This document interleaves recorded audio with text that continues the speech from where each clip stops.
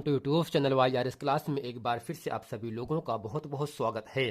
तो दोस्तों वर्ष 2023 राजीव प्रकाश अंशाल पेपर। दोस्तों इसमें ये जो पेपर होगा दोस्तों ये आपका गणित कक्षा 10 का है। इसमें दोस्तों जो आपका सेट नंबर यहाँ से 1 सेट नंबर पहला 2021 822 HJ कोड का आपके सामने दिख रहा है। इसमें दोस्तों यहाँ से प्रश्न नंबर 1 में जितने भी खंड हैं और इसी के साथ जो प्रश्न नंबर 2 का जितने भी खंड है इन सभी खंडों को इस पूरे वीडियो में हम अच्छे तरीके से पढ़ने वाले हैं। दोस्तों यहाँ आपके सामने प्रश्न कह रहा है, यदि समीकरण 3x² plus 12x plus C equal to 0 के मूल समान है तो सी का मान क्या होगा। दोस्तों यहां से पहला ऑप्शन है 3, 6, 12 और 36 और खा है त्रिभुज ABC में यदि AB बराबर 5 BC बराबर 12 और CA बराबर 13 सेंटीमीटर हो तो कोण B मान है 45 होगा 60, 90 या 120। प्रश्न नंबर गा है यदि साइन 2A बराबर 2 साइन A तो A का मान क्या होगा। ऑप्शन में है 0, 30, 45 और 60। इसी के साथ प्रश्न नंबर घ है, इसमें कह रहा है 2 से 12 तक की विषम संख्याओं का समांतर माध्य क्या होगा। ऑप्शन में 4, 5, 6, 7 है। फिर अंग है सभी वर्ग होते हैं। पहला है समान सर्वांग सम, समान और सर्वांग सम दोनों और इनमें से कोई नहीं। अब दोस्तों यहां से प्रश्न नंबर 6 है, इसमें कह रहा है x अक्ष पर स्थित बिंदुओं A 2, -5 तथा B -2, 9 से समदूरस्थ बिंदु का निर्देशांक है। ऑप्शन 0, 7, -7, 0, 7, 0, 0, -7। तो दोस्तों ये क्या है, सेट नंबर 1 2021 822 HJ कोड में प्रश्न नंबर 1 जितने भी खंड हैं ये सभी प्रश्न हैं। अब यहाँ से प्रश्न नंबर जो आपका 2 का है, इसमें दोस्तों कह रहा है आपके सामने समीकरण x -1 अपान x बराबर 0 को हल करना है। और दोस्तों खा है tan 26/cot 64 का मान बताना है। फिर ग है दो समरूप त्रिभुजों की भुजाएं 4:9 के अनुपात में है तो इन त्रिभुजों के क्षेत्रफलों का अनुपात ज्ञात कीजिए। घ है 10 व्यक्तियों का भार का समांतर माध्य 45.6 किलोग्राम है तो उनके भारों का योगफल ज्ञात कीजिए। आइए दोस्तों चलते हैं प्रश्न नंबर 1 के जो 6 खंड बहुविकल्पी के प्रश्न हैं और प्रश्न नंबर 2 के जो आपके 4 खंड अतिलघुत्तरी के हैं जो कि 2 नंबर के आपसे पूछे जाएंगे। हम इस पूरे वीडियो में इन सभी प्रश्नों को अच्छे तरीके से पढ़ने वाले हैं। अब दोस्तों इसके हल में यहां से लिखेंगे दिया है दोस्तों दिया क्या है, समीकरण 3x² plus 12x plus c बराबर 0। अब दोस्तों यहां से अगर मूल समान कहेगा तो हमें ABC का मान निकालना पड़ेगा और वह ABC हम किस समीकरण से निकालते हैं तो यहां से लिखेंगे की तुलना ax² plus bx plus c बराबर 0 से करने पर। अब दोस्तों यहां पर a का मान होता है x² का गुणांक। दोस्तों जो x² का जो गुणांक होता है वह आपका a का मान होता है। अब यहां से करते हैं a बराबर दोस्तों 3 होगा और जो b होता है वह x का गुणांक होगा। जैसा कि समीकरण में x का गुणांक दिया है 12 तो इसका मतलब b बराबर दोस्तों क्या होगा 12। और दोस्तों c होता है अचर पद दोस्तों कितना दिया है, सी आपका दिया है। अब दोस्तों इस तुलना करने के बाद अर्थात ए बी सी का मान निकालने के बाद प्रश्न में कह रहा है इस समीकरण के मूल समान है। अगर दोस्तों मूल समान कहेगा तो डी का मान 0 के बराबर होता है। तो यहां से लिखेंगे चूंकि समीकरण के मूल समान है, समीकरण के मूल समान है। अगर दोस्तों मूल समान होता है तब d बराबर यहां से 0 होगा और d का सूत्र होता है b² - 4ac बराबर 0, जहां दोस्तों d क्या होता है आपका विविक्त कर होता है। अब यहां से हम करते क्या है, b का मान दोस्तों कितना दिया है 12 तो यहां से लिखेंगे 12 का होल स्क्वायर -4 गुणे a है ना, a का मान 3 है जबकि c का मान आपका c है बराबर दोस्तों 0 हो गया। अब 12 का वर्ग होता है 144 -4 तिहाई 12 सिकंडम 12 से बराबर दोस्तों होगा 0। और यहां से 144 को लिख दिया -12 दोस्तों है, इसका पक्षांतर होगा तो प्लस 12c हो गया। दोस्तों यहाँ से 12 के पहाड़े में 144 12 बार पे कट जाता है। तो कहने का मतलब पूरा हल करने के बाद मैंने प्राप्त क्या किया, c बराबर 12 आ गया। अब दोस्तों अब ये देखते हैं इन चारों ऑप्शन में क्या 12 कहीं आया है कि नहीं आया है। पहला 3, दूसरा 6, तीसरा आपको दोस्तों यहाँ से मिला 12। तो इस पूरे समीकरण को हल करने के बाद मैंने सी का मान यहाँ से 12 प्राप्त किया, जो कि दोस्तों ऑप्शन नंबर यहाँ से तीसरा सही है। तो दोस्तों आशा करते हैं प्रश्न नंबर 1 का अच्छे तरीके से आप लोगों को समझ में आ गया होगा। अगर दोस्तों मूल समान कहेगा तो इसके लिए करना क्या होगा, ए बी सी का मान निकालना पड़ेगा और डी का मान 0 होता है। तो दोस्तों डी क्या होगा आपका, विविक्त कर होता है जिसका सूत्र होता है B square minus 4ac। B A C का मान रखने के बाद मैंने सी का मान प्राप्त कर लिया 12, जो कि इन चारों ऑप्शन में ऑप्शन नंबर आपका यहाँ से तीसरा सही है। अब दोस्तों यहाँ से प्रश्न नंबर आपका 1 का खाप के सामने यहाँ से कह रहा है। इसमें दोस्तों ये कह रहा है त्रिभुज एबीसी में यदि ए बी बराबर 5 सेंटीमीटर, बी सी बराबर 12 सेंटीमीटर और सी ए बराबर 13 सेंटीमीटर, तो कोण बी का मान होगा। अब दोस्तों करते क्या है, पहले हम एक त्रिभुज बनाते हैं यहाँ से। दोस्तों इस पूरे त्रिभुज में हम दोस्तों ए ये होगा, बी ये होगा, सी ये हो गया। अब दोस्तों करते क्या है, जिसमें दिया क्या है, ए बी बराबर दिया है 5 सेंटीमीटर, बी सी का मान दिया है 12 सेंटीमीटर और सी ए का मान दिया है यहाँ से 13 सेंटीमीटर। अब दोस्तों करते क्या है, कोण बी का मान निकालने के लिए हम जो तीन भुजा ए बी सी ए दिया है इसका दोस्तों हम वर्ग कर देते हैं। दोस्तों यहां से लिखेंगे ए बी का होल स्क्वायर बराबर, ए बी का मान दोस्तों कितना दिया है 12, सॉरी 5 दिया है, तो यहां से 5 का वर्ग दोस्तों क्या होगा 25 हो जाएगा। इसी प्रकार हम बी सी का वर्ग करेंगे तो यहाँ पे होगा बीसी का वर्ग बराबर, दोस्तों बीसी का मान दिया है यहाँ से 12, तो होगा 12 का वर्ग बराबर 144 होगा। और यहाँ से सी ए का वर्ग निकालेंगे और सी ए का मान दिया है 13, दोस्तों 13 का वर्ग क्या होगा 13 13 में 169 हो गया। अगर दोस्तों बात किया जाए यहाँ से ए बी का वर्ग और बी सी का वर्ग, तो यहां से लिखेंगे ए बी का वर्ग प्लस बी सी का वर्ग बराबर, दोस्तों ये सी ए के वर्ग के बराबर हो जा रहा है। तो इसका मतलब क्या होगा, अगर इस त्रिभुज में दो भुजा के वर्गों का योगफल तीसरे भुजा के वर्गों के योगफल के बराबर आ जाएगा, अर्थात 144 और 125, दोस्तों जब दोनों को जोड़ा जाएगा तो यहां पर मिल जाता है 169, जो कि सी ए के वर्ग के मान के बराबर हो जाता है। इसका मतलब क्या होगा, यहां से ए बी का स्क्वायर का मान दिया है कितना दोस्तों 25, बी सी कितना दिया 144, जबकि सी ए का वर्ग अर्थात 169, अर्थात सी ए का होल स्क्वायर बराबर ए बी का whole square plus B C का होल स्क्वायर बराबर, अर्थात इस त्रिभुज में दो भुजा के वर्गों का योगफल 169, तीसरे भुजा के वर्गों का योगफल 169 के बराबर हो जा रहा है। अर्थात कहने का मतलब दोस्तों क्या होगा, यहां से कोण बी बराबर 90, अर्थात यहां से कहने का मतलब क्या हो, कोण भी आपका दोस्तों समकोण होगा। क्योंकि दोस्तों समकोण क्यों होगा, क्योंकि इस त्रिभुज में दो भुजा के वर्गों का योगफल तीसरे भुजा के सी ए की वर्गों के योगफल के बराबर हो जा रहा है। इसका मतलब ये जो सूत्र है सी ए का होल स्क्वायर बराबर ए बी का whole square plus B C का होल स्क्वायर, यही दोस्तों होता है पाइथागोरस प्रमेय, पाइथागोरस प्रमेय। अर्थात दोस्तों पाइथागोरस प्रमेय ने क्या बताया, इन्होंने क्या बताया, यदि किसी समकोण त्रिभुज में किन्हीं दो भुजाओं के वर्गों का योगफल यदि तीसरे वर्ग के भुजा के योगफल के बराबर होता है, तो जो बिंदु होगा, जो कोण यहां से बी होगा, वह दोस्तों आपका समकोण त्रिभुज हो जाएगा। दोस्तों कहने का मतलब क्या हुआ, इस त्रिभुज का जो समकोण त्रिभुज यहां से प्राप्त होता है वह दोस्तों इस प्रकार से बनेगा, जिसमें दोस्तों यहां से ए बी का मान 5 है, बी सी का मान 12 है और यहां से सी ए का मान दोस्तों ए बी सी और सी ए का मान दोस्तों यहां से हो जाएगा आपका 13।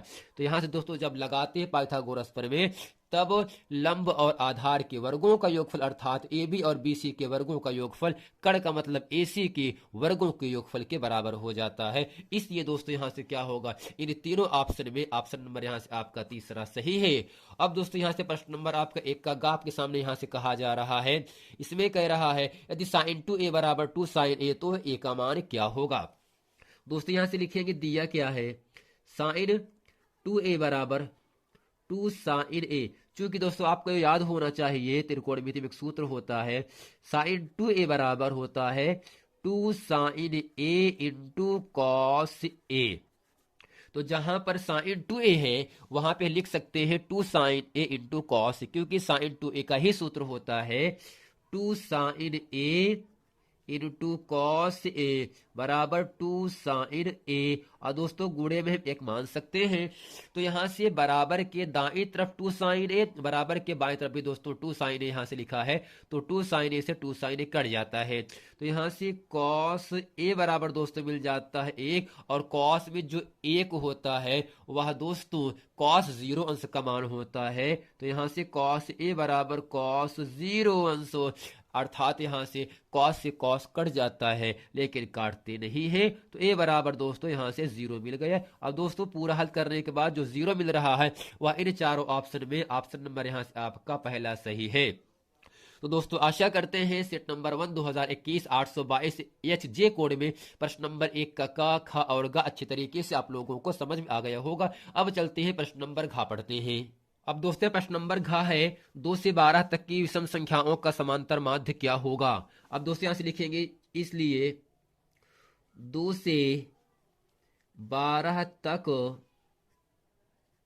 की विषम संख्याएं की विषम संख्या दोस्तों क्या होगा 1 3 5 7 9 11। अर्थात दोस्तों समांतर माध्य का सूत्र यहां से लिखेंगे, समांतर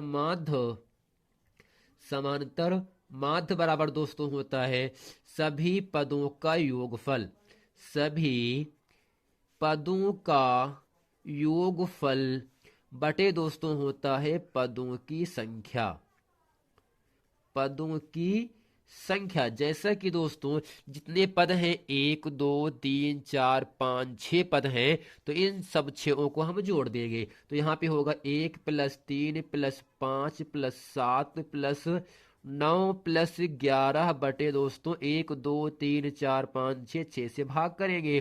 तो यहाँ से 11 9 दोस्तों कितना होगा 20, 20 7 27, 27 5 32, 32 3 35 1 36। अर्थात सब पद को जोड़ने के बाद मैंने 36 प्राप्त किया। और दोस्तों यहां से जब 6 से भाग करते हैं तो इसका मान आ जाता है 6 6 36, जो कि दोस्तों इन चारों ऑप्शन में ऑप्शन नंबर यहां से आपका तीसरा सही है 6।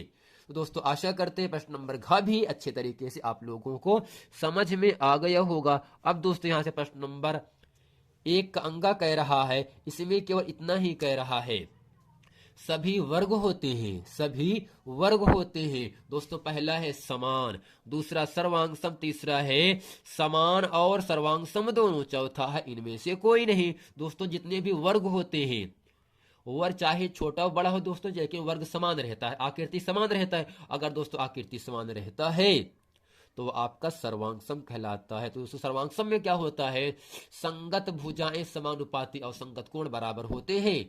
तो सभी वर्ग दोस्तों क्या होते हैं, समान और सर्वांगसम दोनों होते हैं। इसलिए पहला और दूसरा ऑप्शन यहां से अर्थात मिलकर के तीसरा ऑप्शन सही हो जाता है। अब दोस्तों प्रश्न नंबर यहां से क्या कह रहा है, इसमें कह रहा है एक्स अक्ष पर स्थित बिंदु 2 - 5 - 2, 9 से समदूरस्थ बिंदु का निर्देशांक ज्ञात कीजिए। अब दोस्तों यहां से लिखेंगे चूंकि एक्स अक्ष पर y बराबर 0 होता है।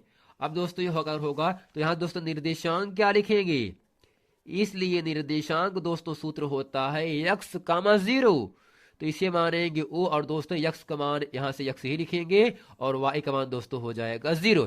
क्योंकि दोस्तों अगर x अक्ष पर कहेगा तो y का मान 0 होता है, अगर y अक्ष पर कहेगा तो x का मान दोस्तों 0 हो जाता है।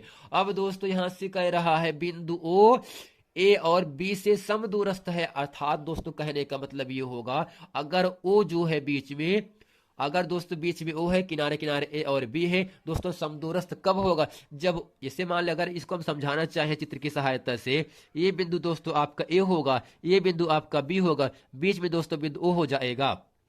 B का मान दिया है -2, 9 दिया है, A का मान दिया है 2, -5, इसी के साथ O का मान यहां से दिया है x, 0। अगर दोस्तों O ए बी से समदूरस्थ है, इसका मतलब ओ से लेकर ए तक की दूरी ओ से लेकर बी तक की दूरी हमेशा बराबर होगा।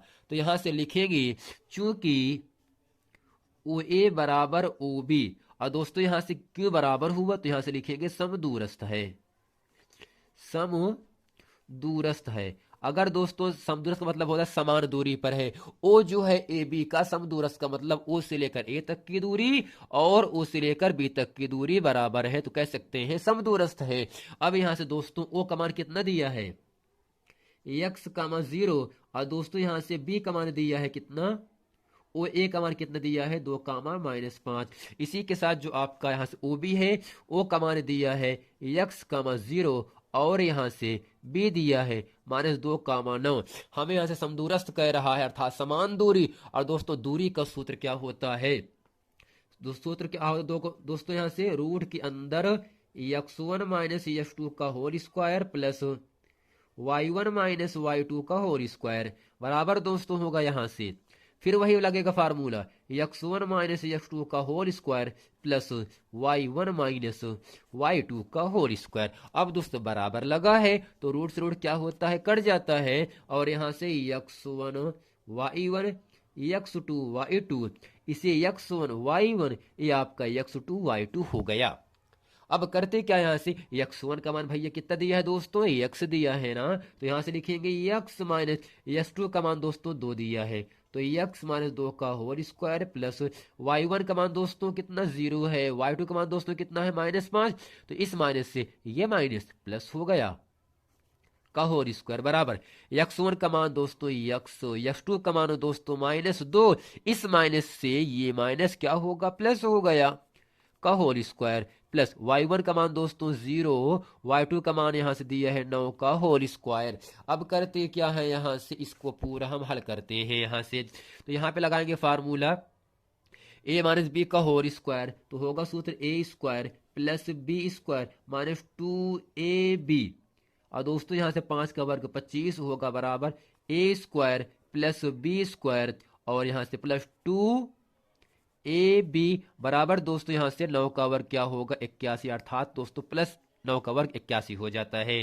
तो यहां से x स्क्वायर से x स्क्वायर कट गया, और दोस्तों 2 घात से 2 घात मतलब 4 कट गया, यहां से बचा क्या 2 दूनी -4x प्लस 25 बराबर 2 दूनी 4x प्लस 81। अगर दोस्तों यहां पर भी माइनस होता, अगर बराबर का निशान लगा है तो सेम संख्याएं सेम निशान करता है, अगर बराबर नहीं लगा है तो सेम संख्याएं विपरीत निशान कर जाता है। तो कहने का मतलब क्या हुआ, तो यहां से करते क्या है, ये जो आपका +4 पक्षांतर होगा, तो -4x पहले से है, एक +4x इसका पक्षांतर होगा, तो यहां पर भी आपको मिलेगा -4x बराबर 81 प्लस 25 का पक्षांतर -25, 4 4 8 यानी -8x, माइनस माइनस जुड़ता है लेकिन माइनस का ही निशान उतरता है। तो 11 में से 5 गए दोस्तों कितना होगा 6 हो जाएगा, साथ में दोस्तों 2 कितना मिलेगा 5 मिलेगा। अब दोस्तों यहां से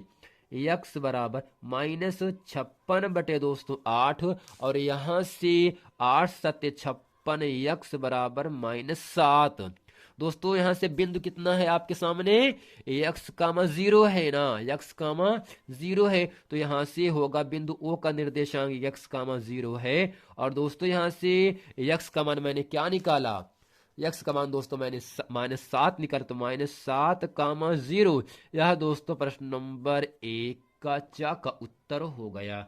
अब दोस्तों चलते हैं आपको लेकर प्रश्न नंबर, यहां से कह रहा है दूसरे का आपके सामने कह रहा है x - 1/x बराबर 0 को हल कीजिए। दोस्तों यहां से होगा x - 1/x बराबर 0, तो x गुणा x क्या होगा दोस्तों, x स्क्वायर -1 बटे x बराबर 0 होगा, 0 को अपन 1 मानेंगे, तिरछा गुणा कर देंगे, x स्क्वायर -1 का नाम x स्क्वायर, x 0 0 हो गया, और दोस्तों x स्क्वायर -1 का पक्षांतर +1 हो जाता है। दोस्तों वर्ग हटेगा यहाँ से, दोस्तों जहां पर जो -1 का पछंदा +1 हो गया, घात 2 हटता है अर्थात वर्ग हटता है, 2 निशान लगेगा और ये जो संख्या 1 ये आपका रूट में हो जाएगा। तो यक्स बराबर प्लस माइनस, दोस्तों 1 का वर्ग 1 होता ही है। दोस्तों हल करने के बाद मैंने यक्स बराबर +-1 प्राप्त किया, जो कि प्रश्न नंबर 2 के का उत्तर हो गया। अब यहां से प्रश्न नंबर खा कह रहा है tan 26 cot 64, दोस्तों 26 64 दोनों कोणों का योगफल 90 हो रहा है।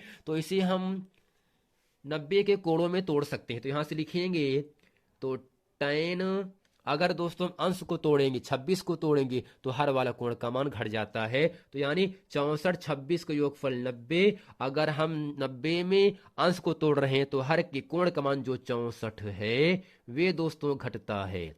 और नीचे आपका कॉट 64 खुद ही लिखा है। तो tan 90 माइनस थीटा का सूत्र होता है कॉट थीटा, और थीटा का मान 64 बटे में खुद ही लिखा गया है, 64 से कट जाएगा सेम संख्या और दोस्तों बराबर 1 आपको उत्तर हो जाएगा। और यहां से कह रहा प्रश्न नंबर 2 का गा, दो समरूप त्रिभुजों की भुजाएं 4:9 के अनुपात में है, तो त्रिभुज के क्षेत्रफलों का अनुपात क्या होगा। अब दोस्तों यहां से लिखेंगे चूंकि त्रिभुज के क्षेत्रफलों का अनुपात बराबर दोस्तों क्या होता है, त्रिभुज की भुजाओं के वर्गों का अनुपात।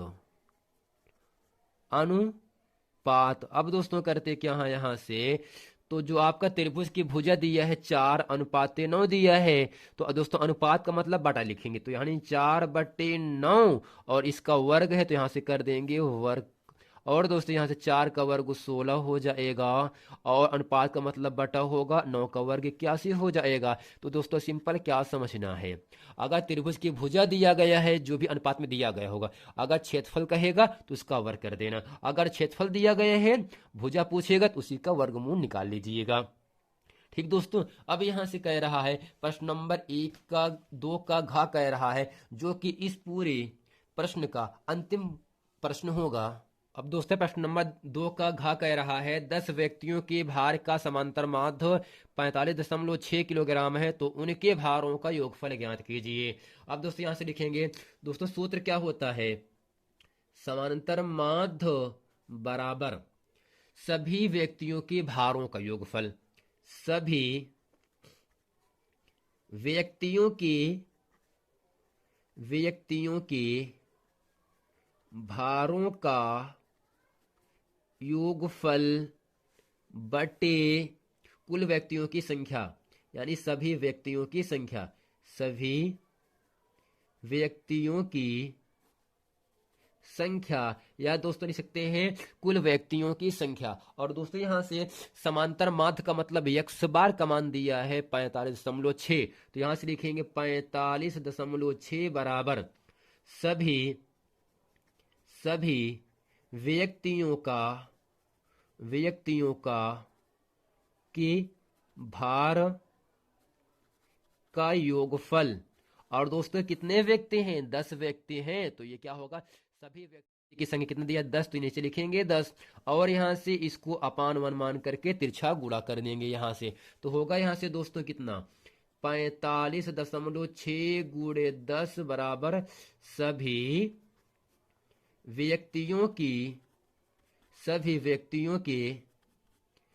व्यक्तियों के भारों का योगफल।